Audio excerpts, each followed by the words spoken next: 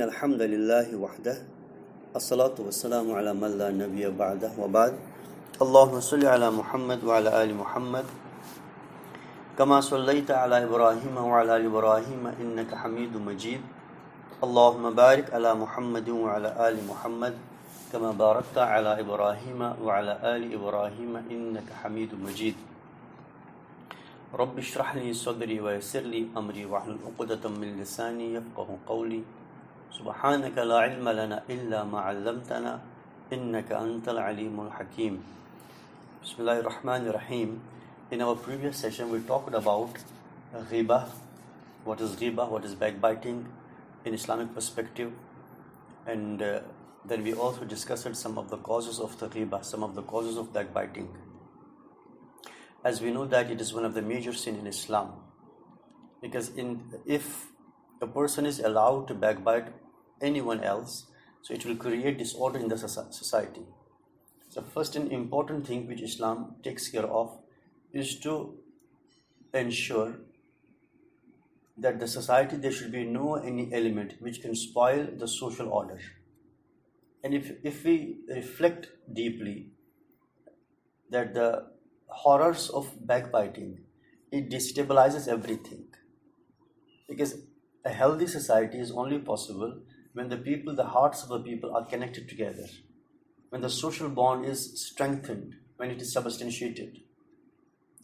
And ghibah or backbiting is detrimental to it. Instead of connecting the hearts together, it sets them apart. Instead of getting united or unified, people are dispersed, they are separated from one another. And Islam always encourages us to get united, and that unity is only possible when there is the true love, true compassion and kindness for one another. If the hearts breed and host the hatred of one another, then this will spoil the social order, and we cannot achieve the society which Islam is always encouraging of. Allah subhanahu wa ta'ala says at many places in the Quran that we need to show solidarity with one another. Instead of just pulling the legs of one another, we are supposed to help one another. Allah subhanahu wa ta'ala says in the Quran, وَاعْتَصِمُوا بِحَبْلِ اللَّهِ جَمِيعًا وَلَا تَفَرَّقُوا, and hold fast upon the rope of Allah subhanahu wa ta'ala. وَلَا تَفَرَّقُوا, and don't get dispersed. Rather be united. But this unity is not like that of the animals. When we go to the animal farm, they are they have their own feeding places. And this farmer goes there and he puts the food there, and all the animals come, they join their heads. So it seems to be a kind of unity. But this unity is based on the foundation of this unity is on the belly. Each and every animal gets satiated, just takes its own way. So it apparently seems to be a unity, that all animals come together to have the food. So food is we can say, binding force over there, or the belly is a binding force over there. But this is not the unity. Likewise, in the ummah, it should not be that apparently we are one, we seem to be one, or we seem to be respect one another. Rather, this respect, this honor, this dignity, it must flow from the heart. When it flows from the heart, definitely that type of society and that type of social order is required in Islam. And that is one of the best form of ibadah. Ibadah is not only that we go to we pray salah, or we give in charity. It's not only forms of ibadah. As we know that in Islam, the concept of ibadah is vibrant, exhaustive and comprehensive. So just getting united and not to have any sort of hatred against anyone. Yes, hatred is a part of the human behavior, as I have discussed this many a times. It's a part of the human behavior, but it must be channelized. It's channelized in a way that it should be only for the sake of Allah subhanahu wa ta'ala. It should be only for the sake of truth. It should be only for the sake of justice. not for our own personal petty interests, not for our own ulterior motives. Rather, it should be all for the sake of Allah subhanahu wa ta'ala. Prophet said sallallahu ta'ala alayhi wa sallam, Man ahabba lillah, whoever loves for Allah, wa abghada lillah, and hates for Allah, wa a'ta lillah, and gives only for Allah, wa mana'a lillah, and stops only for Allah, faqad istakmala al-iman. His iman is perfected. So these four things, Prophet said sallallahu ta'ala, whoever achieves these four things, his iman is perfected. So one of the four elements is wa abghada lillah, and he hates for Allah. It is just a hawks. People are saying there should be no hatred. Undoubtedly, we cannot have such. Then we have to have another human stuff who are not having any sort of hatred element into their human synthesis, into their human nature. Yes, the present human structure and the present human behavior and the present human nature, it is an essential part of the present human nature, that is hatred. We cannot give it away. However, it has to be channelized.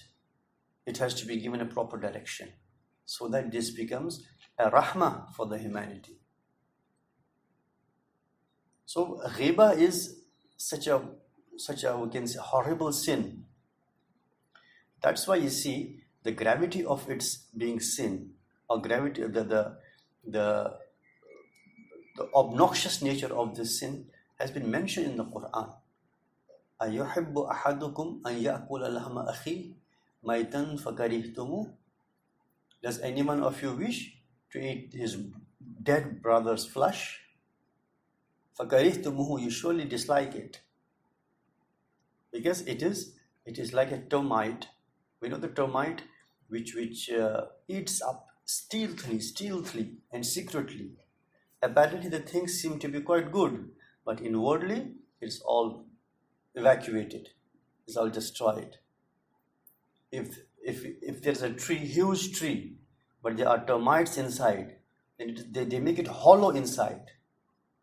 And apparently outside it seems to be quite giant tree, but inside it is nothing. Same is the case of the backbiting in the society, in the Muslim society. That's why Islam has strictly forbidden it, because this gives rise to hypocrisy as well. For example, people are backbiting. A, B are backbiting about C and D, but when A, B meets C and D, they meet with a smile face. They meet with the compassion and everything. So slowly it also gives rise to the hypocrisy in a person. So in front he is something different, but when the person is not around, his inner self is exposed. And this backbiting, as I said before, that it is not only just affecting one area, rather it affects many areas in the society, in the social order. That's why Islam has strictly forbidden it. And this is such a sin which is very difficult to escape.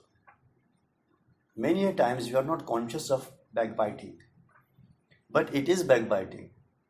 And Shaitan, very prudently and diligently, he takes us to the path that we commit a backbiting. Sometimes a person's intention is not to backbite someone else, but unintentionally Shaitan takes a person to that path. So we have to be very cautious. As Shaitan, his job is yuwaswisu fi sudurin nas min al-jinnati wan nas, around the clock. Only one thing he has to do, that how he overpowers our intention, good intentions, how he subjugates our good feelings for good amal, for good deeds. And all the time, around the clock, his job is to instigate, to provoke the negative elements in our human behavior.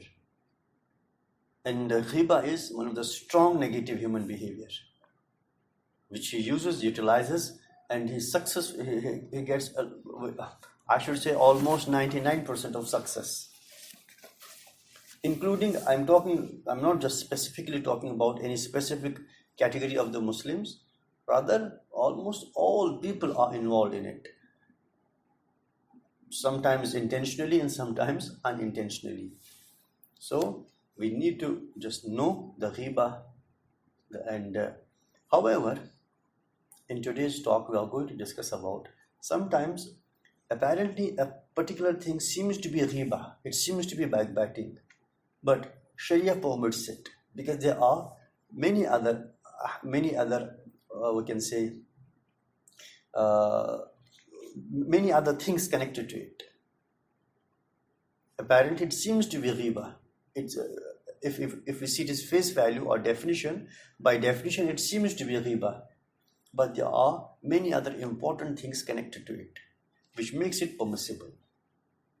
However, it's not this permissibility is not open-ended. There are strict rules for this as well. If the conditions are met, then there are 6 ways where ghibah is permissible. Face value decides it to be its definition. By virtue of its definition, it is ghibah. But when other issues are connected to it, so this ghibah is turned from impermissibility to the permissibility. So before it was unlawful, now when other things are connected to it, when those conditions are met, then that impermissible backbiting becomes permissible backbiting. And in this session, we are going to discuss about that what are those 6 important occasions or forms of backbiting which are allowed or which are permissible in Sharia. And what are the reasons, what is the hikmah behind it? What makes it permissible? Or what makes it impermissible? So we are going to discuss that. Imam al-Ghazali says, rahimahullah, in the Sharia of Islam, there are certain matters which drive away the sin of ghibah. They may be presented as follows. First, complaining about oppression or injustice. It is lawful for an oppressed or wronged person to mention the evil things committed against him by one who has oppressed or wronged him in the presence of someone who is supposed to bring him his right back. So this is the first form where we can say that committing ghibah is allowed. What is the definition of ghibah? That we discuss anything of a person. If we discuss it in his presence, he will dislike it. And now this is the definition. ذِكْرُكَ أَخَاكَ بِمَا يَكْرَهُ. ذِكْرُكَ أَخَاكَ بِمَا يَكْرَهُ. That you mention of your brother something, if you mention in his presence, he will dislike it. That's the definition. So by definition, as I said before, by definition there are many occasions that by virtue of the definition it seems to be ghibah. But when we see it deeply, profoundly, then we find out that it's not the ghibah actually. So here this form of ghibah is allowed in Islam.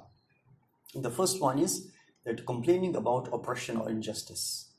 If a person is persecuting people or someone else, if a person is oppressing him, and this oppression is totally obnoxious, it is not allowed in Islam. Dhulm in its all forms, oppression in its all forms, is totally forbidden. Now if a person is oppressing other person, and that person is being now the victim, he is a victim of oppression, he is victim of this persecution.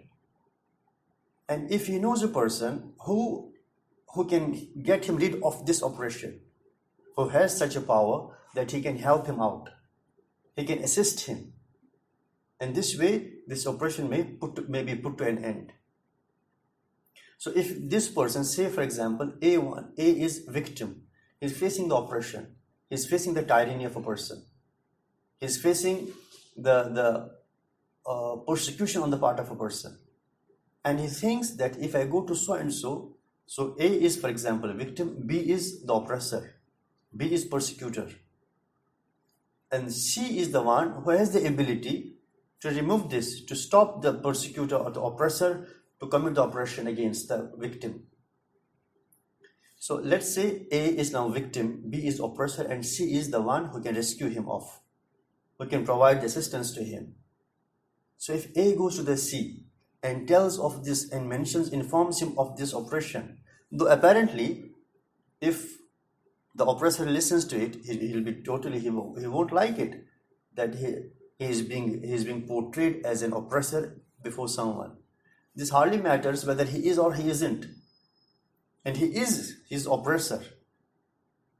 So by virtue of its definition, it is ghibah. But if a person wants to rid himself of this oppression, and he goes to such a person like C and explains to him, he elucidates to him that I'm facing this problem, I'm being oppressed, I'm being persecuted by so and so person. So this won't be considered as ghibah. So that's why I said before that by virtue of definition, it may appear to be ghibah, it may appear to be backbiting, but by virtue of its essence, by virtue of its what should we say, deep meaning, it's not considered to be ghibah. Allah subhanahu wa ta'ala says in the Quran, لا يحب الله الجهر إلا لا يحب الله الجهر بالسوء إلا من ظلم. You know that if I'm not mistaken, it is the sixth part of the Quran, the first verse of the sixth juz. لا يحب الله لا يحب الله الجهر بالسوء.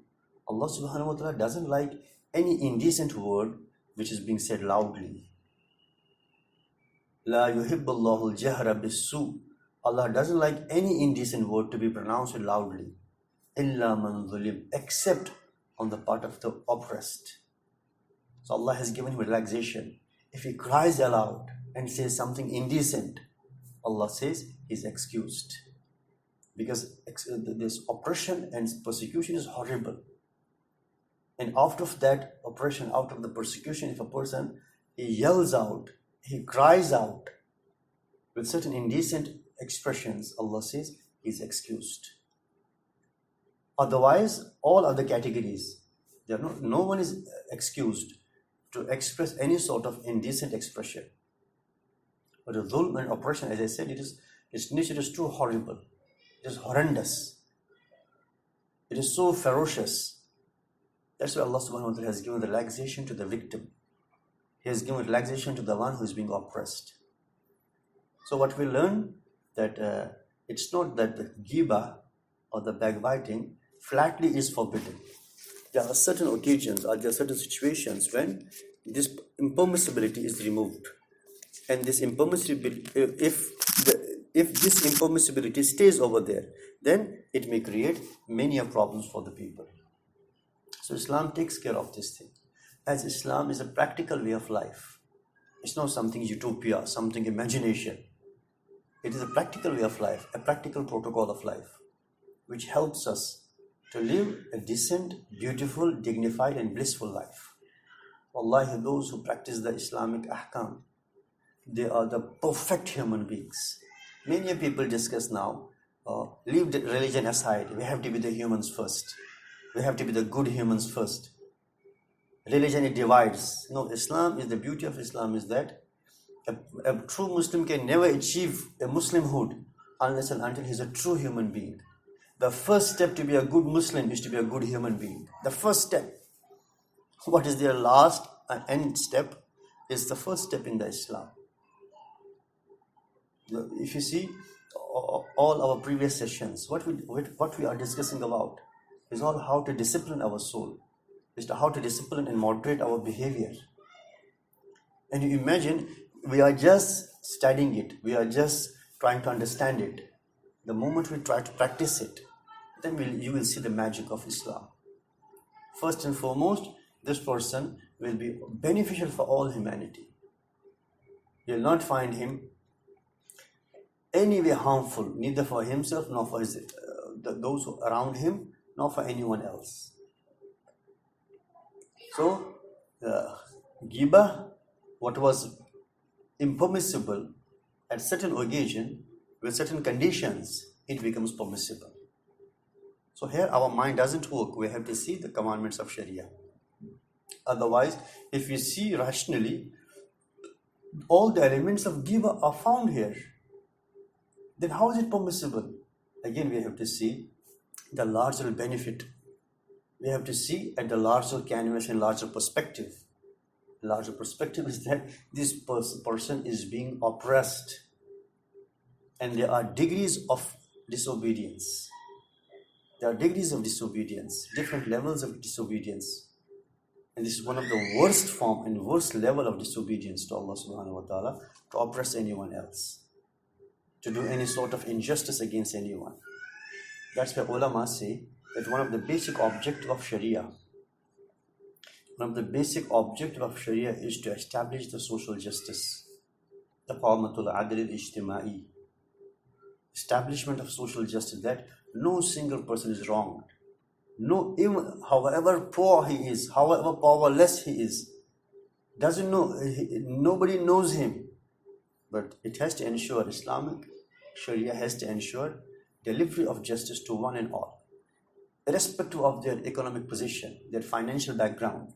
It has nothing to do with it. Unfortunately, the present-day democratic setup here, as we know that, and Raymond B. Fosdick has very rightly and aptly put it, he says, in this political structure, that is democracy, so-called democracy, and which is closely connected to the economic system of capitalism. They are interconnected two things, capitalism and democracy. They won't work if they are separated. The economic face of democracy is capitalism. So these are the two sides of the same coin. One is the political face, the other is the economic face. Political face is democracy, and it is economic face is capitalism. And Raymond B. Fosdick has very aptly and beautifully put it. He says, in this democratic setup, rich gets richer and poor gets poorer. Rich gets richer, a few people are benefiting a lot. Now you see all over the world, now there's a race of manufacturing the vaccine. Few companies are there. If you count them, not more than 10 or 15 companies. So at the top, just 15 people are there, or playing the game with the whole world. So what I mean to say is, the basic objective of Islamic Sharia is to establish the justice in which no any section is marginalized. There's no any section of the society which is ignored or neglected. So Allah subhanahu wa ta'ala has given us the Sharia. So we have to always follow the commandments of the Sharia.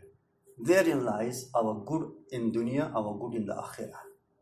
Good of dunya, good of akhirah lies in our sincere and unquestionable adherence to the commandments of Allah and His Messenger sallallahu ta'ala alayhi wa sallam. So why I said all this prelude, just to ensure one thing, that sometimes a person may think that rationally it is a riba. No, we have to see how Sharia defines it, how Sharia puts the things in its proper perspective.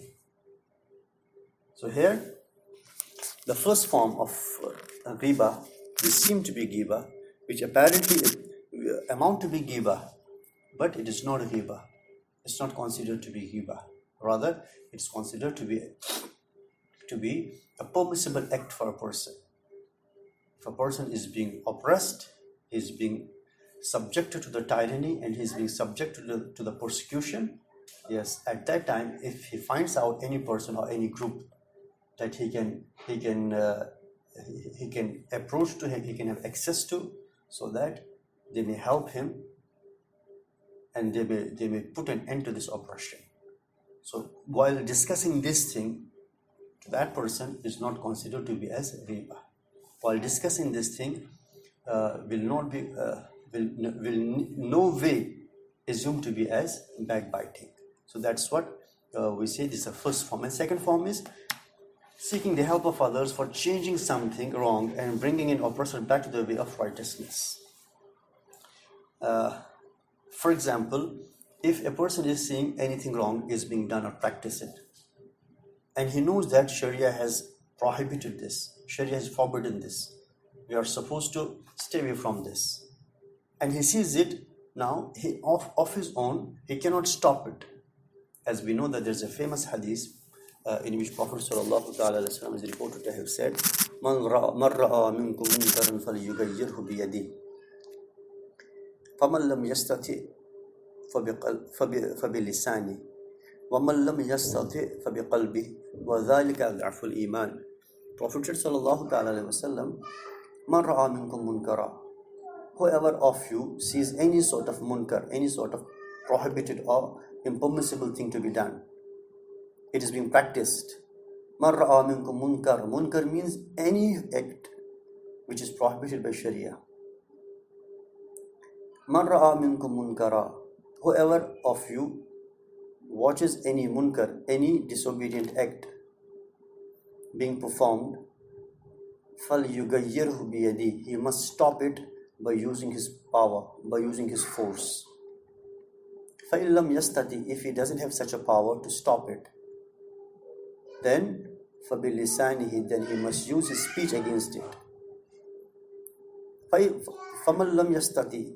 And even if a person still finds himself unable to use his speech, he may be fearful of the potential threat, then فَبِقَلْبِهِ. At least he must deny that particular act of disobedience by his heart. He must think in his heart that it is impermissible, it is not allowed in Islam. And Prophet ﷺ, this consideration of that particular evil in the heart, Prophet said ﷺ, وَذَلِكَ أَضْعَفُ الْإِيمَانِ, is the weakest form of iman, weakest form of faith. So it is always encouraged that al-amru bil ma'ruf wa nahyu anil munkar, enjoining the good and forbidding the wrong, is one of the fundamental responsibility upon the believers, upon the Muslims. So whenever a person sees any sort of disobedience being practiced or being performed, then he has to stop it.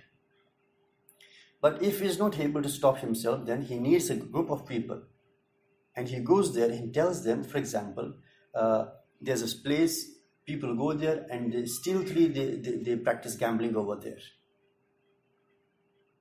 And he thinks that if I go alone, they may all crush me.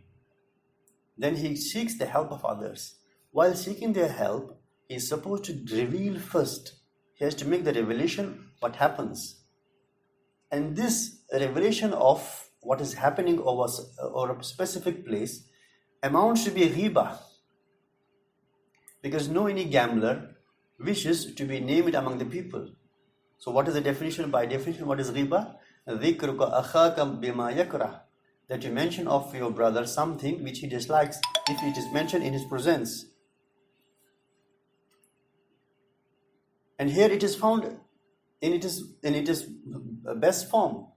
So by virtue of its definition, it is ghibah when he seeks the help of others. But before convincing them, he has to reveal to them that so and so, they are playing gambling over here. And if this thing is informal to the gamblers, they will definitely dislike it. So by virtue of definition, it seems to be ghibah. But essentially, through the Sharia perspective, it's not ghibah, because this is something higher objective to be achieved, to block the ways which will lead the society into shambles.